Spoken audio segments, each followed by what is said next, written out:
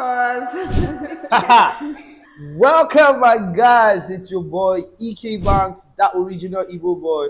Even though I'm not looking like an Igbo man today, I'm looking like now a pure Yoruba demon. Say yeah, so what?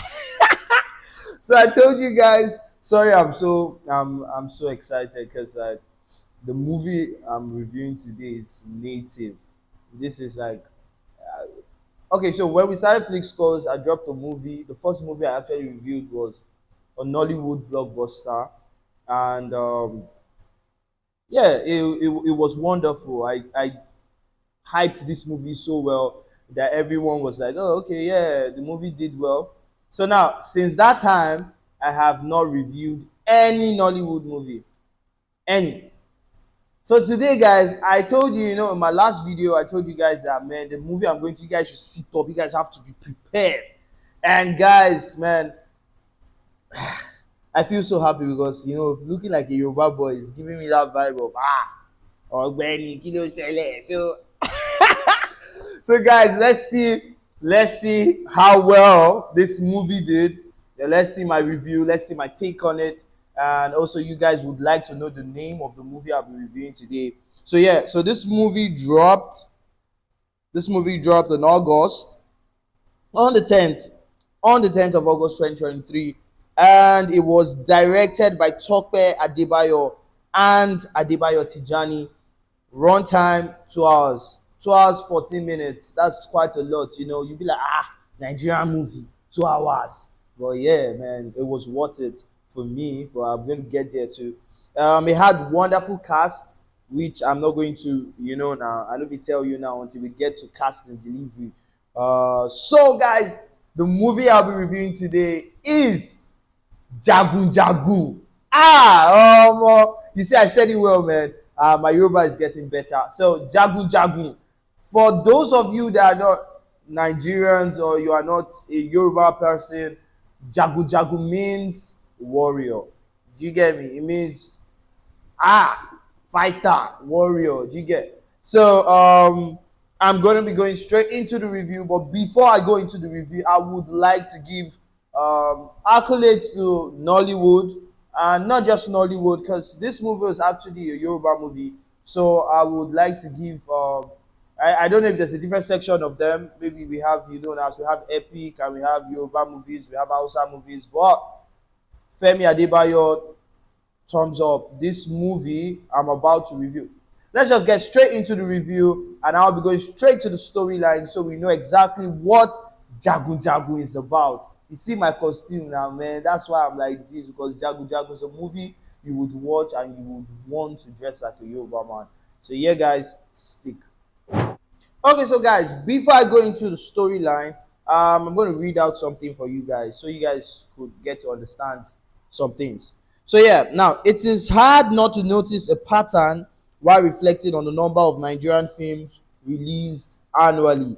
Now, in this sense, among the hundreds of movies showcased yearly, there's always one that positions itself as a significant contender for the best movie of the year. Now, in addition to its stellar casting and production design, such a movie or film delivers excellently on a crucial part of filmmaking, storytelling, visuals, or whatever. Now, although it seems too early to confer a film with such accolades in 2023, without a doubt. Now, Jagu Jagu ticks off most of the boxes on the requirements of a good Nollywood flick. Now, this is Flick Scores. So, it's opinion based. I'm not going to tell you right now I'm going to rate Jagu Jagu ahead of King of Boys, ahead of, other blockbusters that came out. But this movie is a contender. It is. Now I can go straight into the storyline. So, here's the storyline. Now, let's go now. This movie, I'm not going to read it, like I do. I just tell you how the storyline is. But I want to narrate it to you guys because being a Nollywood movie, I feel so much connected to it because it's home. Do you get me? So let me tell you what the storyline is about. So the storyline is taking us to ancient Yoruba kingdoms.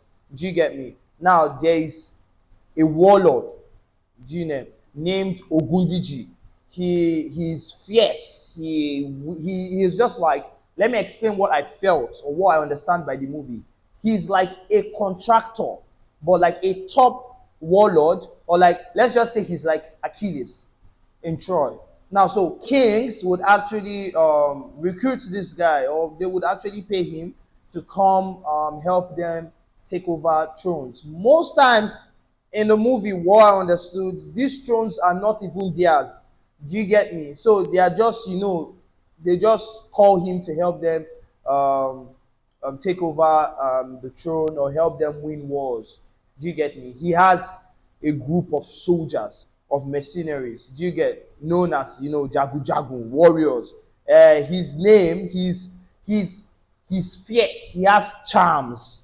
Now charms, he has juju, spiritual power, and he also has a spiritual assassin he sends out to help him win wars when his physical, that's the normal human beings, have lost. So he sends out that spiritual assassin known as Ademoye. Now that assassin goes out. It's not even like it's not a human being; it's a spirit. So it goes out and destroys, kills people when it seems to Ogundiji that he's losing a war. Now, this is where the whole story comes in. Now, Ogundiji is a warlord. He's feared by everyone in the land. Now, someone comes in that makes Ogundiji have fear for the first time. His name is Gbotija. Now, this guy comes in. He's actually from the lineage of wood carvers. Now, so he actually has the power to speak to trees, to speak to the forest. He's from that lineage. Now, his family was attacked when he was young. His land, his kingdom. I think he's from Iwo kingdom or so. So they were attacked. His father was killed. But before his father was killed, his father concealed him in a great tree. Now, so if most of you are a fan of Yoruba folklore or mythology, you get to understand that trees play a very huge role in Yoruba mythology. So you get to see that people talk to trees. You get to hear, at one time when I was growing up, my mom used to tell me, there's certain entities or stuff that live inside trees. You get me. The movie showed us a lot about Yoruba mythology. So now, don't let me shift aside. Let me go back to the storyline. So Gbotija comes after his family is killed. He grows up. He has oaths with these trees. So he speaks to the trees, and he's a good guy. Now, so Gbotija wants to take revenge on the people who killed or who came to attack his kingdom, but not like he's taking revenge. Like, he won't go kill them immediately. He wanted to learn how to fight. So the only place Gbotija could go learn how to fight was in the school of warriors, which is actually owned by Ogundiji. So do you get me? The warlord. So Gbotija goes there, and when he gets there, so many things now comes up. Ogundiji is scared of this guy. Now he now gives him 3 missions. If he's going to pass that 3 missions, then he will now be fully like a warrior. But along the line, so many things mix up. Gbotija falls in love with Ogundiji's daughter. He also saves Ogundiji's wife from assassin spirits that came to kill her, in Ogundiji's palace, because Ogundiji actually killed a prince of another land or a son of another land, and then the betrothed to that guy he killed, known as Wemimo, went to a native doctor or a strong babalawo to actually avenge the death of her husband to be. So you get, so now they send this spirit known as the Alegiri. I hope I'm pronouncing these names well. And then this spirit goes to kill the wife of Ogundiji. But Gbotija eventually is around, and then he saves the wife of Ogundiji. But upon all these things that Gbotija is doing, Ogundiji is actually not appreciating it. He's just scared of him. He feels that this guy is the one that will come and take over him, or that is going to expose him, that is going to jigget. So the whole storyline is showing us that Ogundiji is terror. He's what Igbo people call Eze Oni Agwalam. That is a king you cannot speak to. So Ogundiji is he's mean, he's fierce, he's wicked. Conspiracy. The storyline of this movie gives us suspense. It gives us so many theories. People we did not expect to turn out to be things actually turned out to be what we're like. Are you serious? So this is who. So I'm gonna get there. So the movie actually storyline for this movie spectacular. Gives us it gave me this vibe of wow, I'm watching like a folklore. Like I'm watching, when you watch Greek mythology and you watch Hercules and you watch the rest of them, the Greek gods, Zeus, you watch Poseidon. It gives me this because it showed us so many things and so many powers that the Yoruba people have. Now, guys, storyline. I broke down the storyline in my own opinion to the Bible. So it gave me a sense of, I know you guys will be asking me the Bible, what's it concern Jagun Jagun with Bible? But this story just is similar to exactly what happened to our dear David and Saul. So it was exactly David killed Goliath, Saul and the people sang his name, and Saul got angry. David fell in love with one of Saul's daughters. You get me? It was so similar. This was very, very, very, very similar. So, guys, storyline for Jagun Jagun. Man, Femi Adebayo, you did a very good one here. Top notch. I would be giving the storyline for Jagun Jagun an 18/20. Now, did I see flaws in this movie? Any flaws? Any flaws? Any flaws?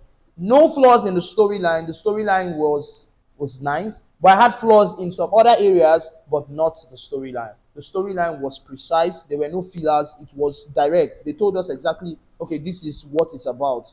This is the storyline. This is the antagonist. This is you get me. It was direct. I knew exactly what was happening. So, guys, 18/20 Jagun Jagun storyline. Moving along to the cast and delivery. Let's go. It's fixed scores.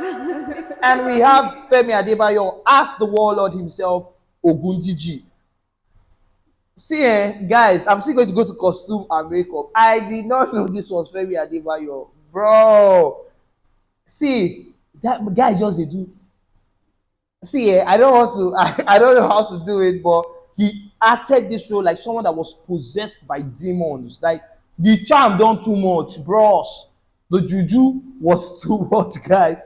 I know white people or any foreign person that's actually watching this video would know juju. Yeah, Nigerian juju, Yoruba juju. Ogundiji was buffed. He was soaked in charms. He had different types of charms. So we had Bukunmi. Also, that was also like the second-hand man to Ogundiji, but Ogundiji was also jealous of him and also made sure he died, but at the expense of Gbotija killing him. This movie is packed.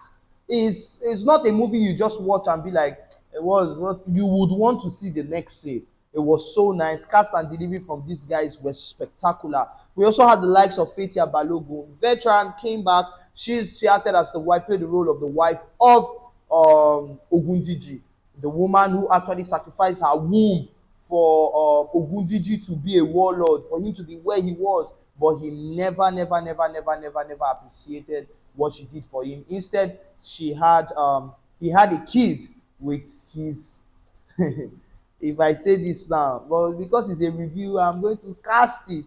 So Ogundiji had a daughter who everybody thought was his daughter, named Kiton. Kiton was actually in charge of the food for the warriors in the warriors' den. So Kiton eventually fell in love with Gbotija, but before falling in love with Gbotija collect Kano. Oh my guys, don't be smart, Gbotija actually challenged her, saying, the echo where they give us, where we want chop. Do you get me? After working hard and after training, it's too small. And she was shocked. Who is this man that is speaking to the daughter of Ogundiji? But I would explain to you guys why she was so pissed at Gbotija at first. Because she had a stronger power in her. So she felt, oh, be this way they follow me talk. But at that beginning, at that part, we never knew. We just thought it was pride of, my father is Ogundiji. But it was something else. Later on, when I got to finish the movie. So guys, Kiton eventually was not actually the biological daughter of Ogundiji. Do you get me? She was actually, yeah, you know, when we watched the movie Avengers, and we saw how Thanos picked up Gamora from a war zone where he went to destroy a whole kingdom. That was exactly what happened with Ogundiji and Kiton. So he picked her up, but why he picked her up was because he saw that she had a power in her. So he picked her up and then he transformed. He used to invoke the spirit of Agemo to go into Kiton, and Kiton was the what they call it, masked assassin. Do you get me? She was the Agemo, but nobody knew. So she was, anytime he invoked that spirit would go into Kiton and she would go and kill people for him. So he was actually using her. Now, this is one of the flaws I will flaw in the movie. I did not understand the fact where they said Kiton had a child for Ogundiji, and his wife did not know. When she carried the belle, how did 9 months go? It was so shocking. Like I didn't understand that part, except I'm wrong. But during her passing, the passing period when she was almost dead, she revealed all these secrets to Gbotija.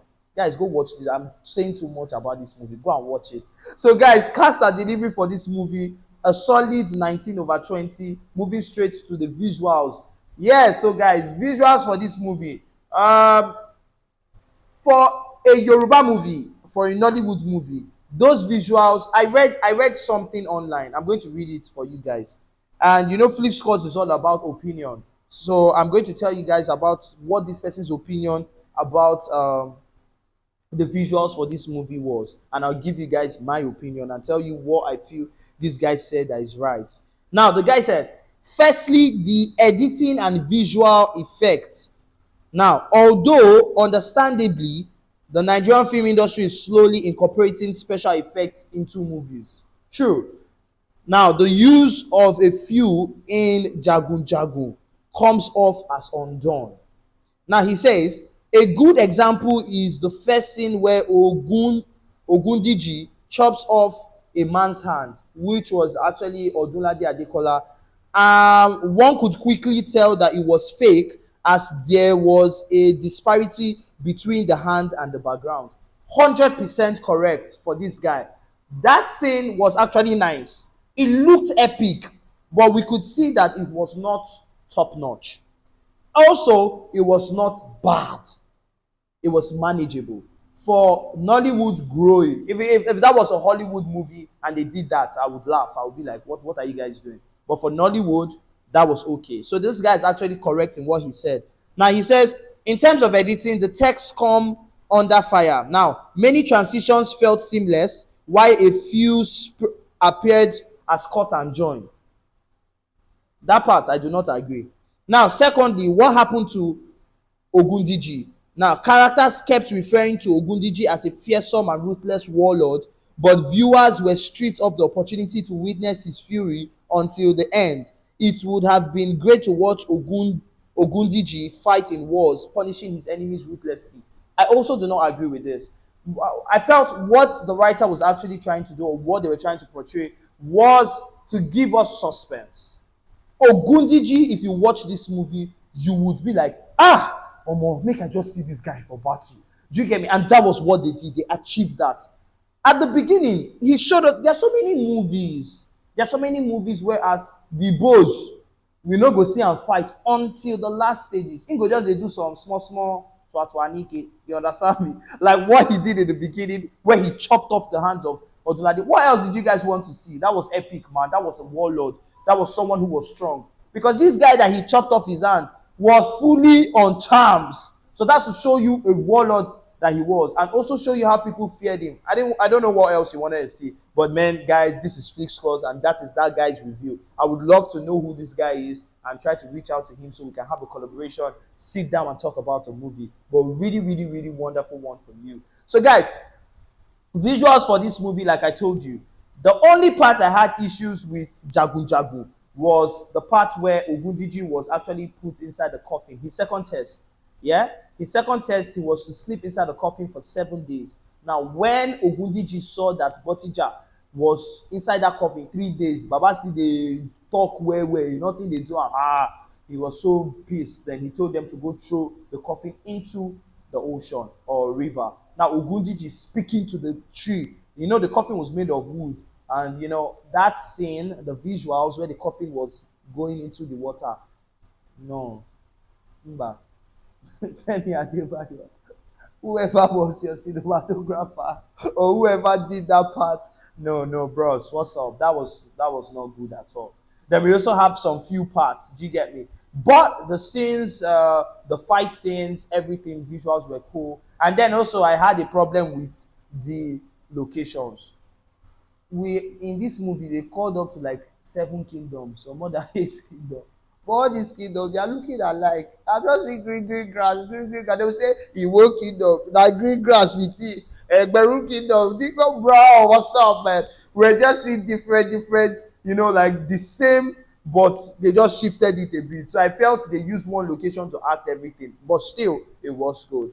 Visuals for this movie, just because of the little things that I saw, I would be giving it a solid 15 over 20. So, guys, moving straight to costume and makeup. Guys, I'm not going to waste time at all. Costume and makeup for Jagun Jagun is a 20 over 20. Anybody that will come and tell me, guy, you dey lie, now do not lie. Tell me. Just tell me. So apart from the fact part where, okay, yeah, we saw Odolade's hand was cut off, but still, guys, we know how Nollywood was before. Now they will shoot you for head, they go bandage leg. Bro, this was way different, bro. Everything was looking real. How the blood will spill out. The blood was not looking like tomato paste. It was real. The costume, the jazz, no, guys, man. Costume and makeup 20 over 20. Going to the sound. Sound also was spectacular. I love the fact that they did not come and start singing us Amona available. They know that this is a Yoruba epic movie. Everything from the beginning of this movie to the end was epic. See, guys, I enjoyed this movie. This is like a Nollywood movie I watched, and I was excited. I watched this movie with my family, and everyone did not have anything bad to say about it, except from that scene where the coffin was inside the water. Aside from that, Jagun Jagun. I wanted to do my review in Yoruba, but I just said, let me not. I don't want to review my power. You understand me? Because me self, hey, Gbotija le o. So guys, man, this was really nice. Reviewing the movie. Sound for Jagun Jagun was also a 20 over 20. Going straight into calculations. Calculating all this together, it gives us 92. Without wasting much time, because like taking much of your time. 92 divided by 5, we get 18.4, guys. That's a solid score for my review, guys. So 18.4, we know Flick scores now. We know they use 4 do anything. It's scrapped out. So it's 18. Guys, Jagun Jagun killed it. So guys, I would recommend this movie for everyone following Flick Score. And even if you're not following, just remember to subscribe, like, share, comment about this movie. If there's something you don't like in the movie, if you wanted them to use you as Gbotija, talk. Feel free. Me, I wanted them to use me as I won't call the name now. But like guys, this was a solid movie from Femi Adebayo and top notch to Nollywood. I would really want to see something like this or even better than this, but I would not want to see less. So Nollywood, keep going, thumbs up. This is Flick Scores, the home of reviews. My name is to remain EK Banks, and I'll be seeing you guys later. It's Flick Scores.